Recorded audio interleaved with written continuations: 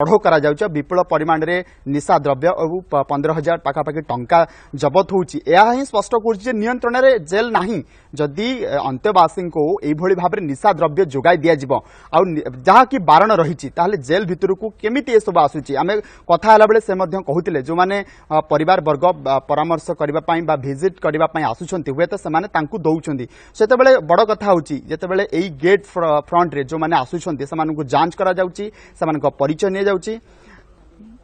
निश्चित रूपे से समान प्रश्न से तनखी करा जाउ नाही कि जदि तनखी करा जाउछि एवं जदि परिवार वर्ग समान दौरान एटी तो सुरक्षा कर्मी रही